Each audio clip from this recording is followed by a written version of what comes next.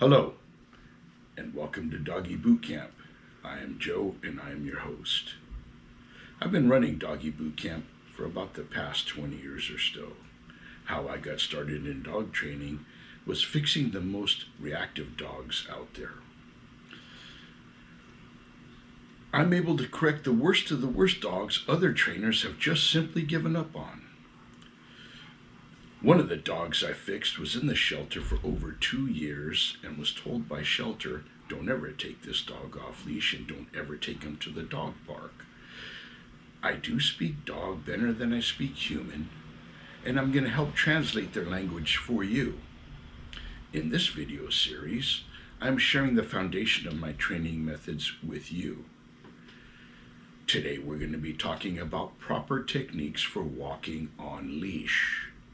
This is how you get the best connection with your dog. It's not always from just going from point A to point B, but it's about getting you on the same page with your dog. And if done right, your leash is the best way to get you there.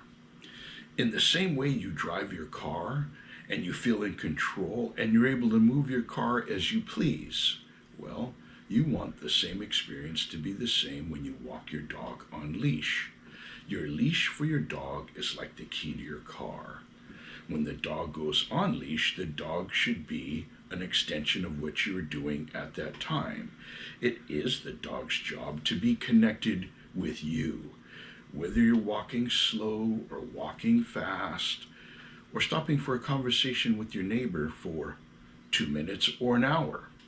No matter how long you're out there, you should not know you have a dog on the end of your leash. It is very important.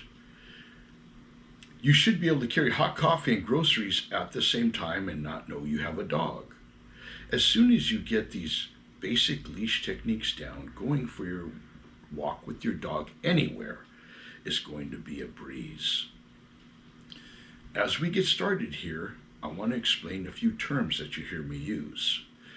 The first one is zip, the second being zero, and the third being 2 lanes on the highway. We'll get into that a little bit more in a minute. But for right now, I would like to discuss a couple of safety concerns I have in regards to the leash and the choke chain. Please, when you take your chain off the dog, don't just remove the leash, all right? Please don't do that. You want to take the leash and the chain off altogether. The safety concern that I have, if you just go like this and leave the chain on the dog, well, it could get caught up on branches. I've seen it get caught on chain link fence. It could even be worse. So please leave this part on, which never disconnect the leash from the chain. All right, just keep it simple. But now that we're talking about safety concerns, I want to bring another one up with you very quickly. If you use a flat leash, especially if you're petite and you have a power breed dog, a larger size dog, something you may not want to do is weave your fingers in your flat leash. I've known it happen to a couple of people now. Petite people, but it actually could happen to anybody. The power breed takes off, snap! There goes your finger like nothing, therefore requiring pins and surgery and a bunch of drama that we don't want to get into. So again, this is why I like using a round leash, and it's actually a horse leash. You may find this at your feed supply store opposed to your dog pet food store. So feed store for your horse leash, it's a leash that I prefer, but you can use anything you like, but I strongly recommend a round one opposed to flat. Now let's get into techniques of the chain. Again, one of the terms I use is zero, and this is what I talk about when I say zero. Opposite end of where the leash hooks up to the chain, all right? So how you put the chain on is simply drop the chain down the middle of zero. Now there's a right way and a wrong way to put the chain on. You want to put the chain on. When you let off, it lets off. So important. When you let off, it lets off. If you put the chain on incorrectly, it won't work right, deemed worthless. So don't put on your chain incorrect. Put it on the right way, so when it lets off, you let off. Okay, I talked about zero. Here it is. Zero is most effective on the dog in the 6 o'clock position. We have lots of room to make a correction. Oh, by the way, what is the correction for the dog? Well, it's the sound and the feel of the big heavy link chain. I look at it as like a ship chain. Kung, kung, kung, kung, kung, kung, kung, kung. Much more exaggerated. It helps the dog self-correct. All right? And then I use the term zip zip. It's the noise that the chain makes traveling through zero. So between the two, that's what the correction is. The noise and the feel of the chain is the correction. And this correction is done with the wrist. Please don't use your elbow and your shoulders and get all dramatic about this. These are very fine micro corrections done with the wrist. Zip, zip. Now, a lot of times I like to take my fingers and leave the fingers long on the leash, and picture you got 4 different ways to put your fingers, whichever way you need the dog to go.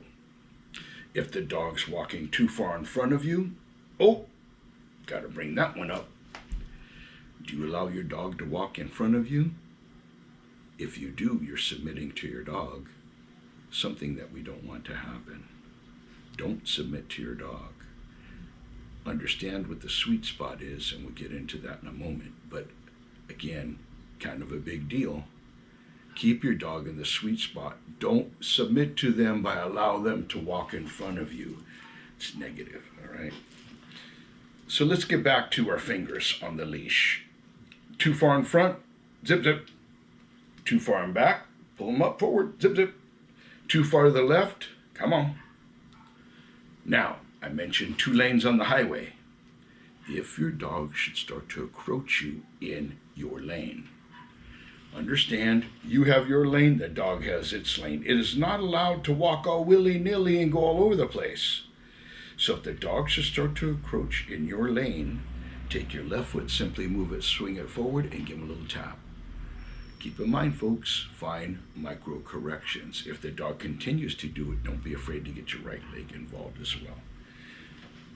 We want the dog to understand where the sweet spot is. Therefore, it's your job to teach them this. The biggest mistake I see people do, they do not make their corrections soon enough and often enough. So you want to catch them real quick.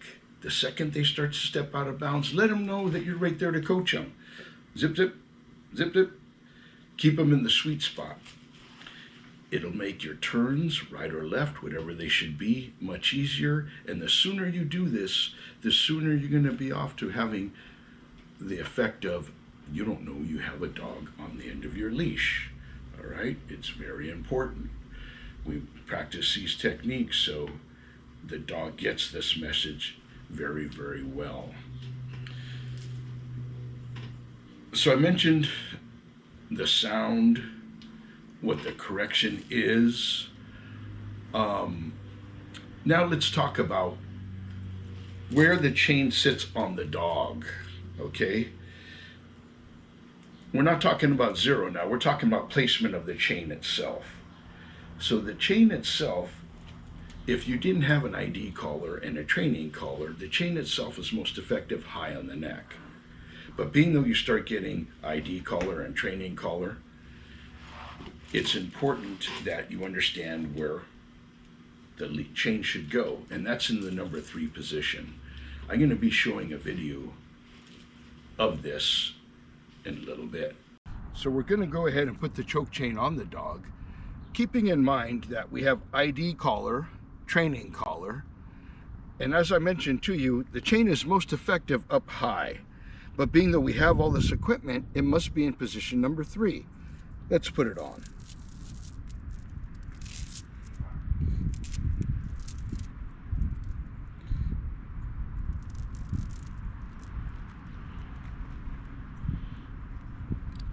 You must get by all the other equipment. Okay, now remember zero? Zero is most effective, again, in the 6 o'clock position. We have lots of room. It's okay if it goes to 3 o'clock. Still plenty of room, but 12 o'clock won't work right. 12 o'clock's a negative. 3 o'clock is acceptable. 6 o'clock is optimum. You want the 6 o'clock. And I'm also going to be showing you a video of where the sweet spot is in relationship to the dog walking with you. Okay, so the sweet spot is the dog's shoulders are parallel with your legs. If the dog should fall behind a little bit, just go ahead and give him a little zip zip forward or to the left. There you go, there's a forward. Keeping the dog in the sweet spot is key.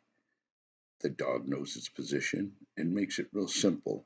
If you walk slow or fast, or you need to make a right or left turn, keep them in the sweet spot. So folks, today we covered a few things about the choke chain and leash, all right? The next video is going to be how to walk your dog off leash with the equipment being the training collar. I look forward to sharing that one with you. So for now, be mindful of how to put the chain on, where the placement of zero is, and let's get to work.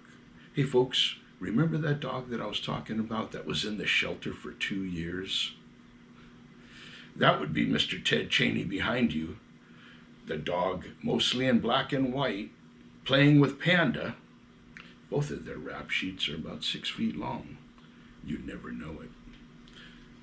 I'm Joe from Doggy Boot Camp. Thanks for watching.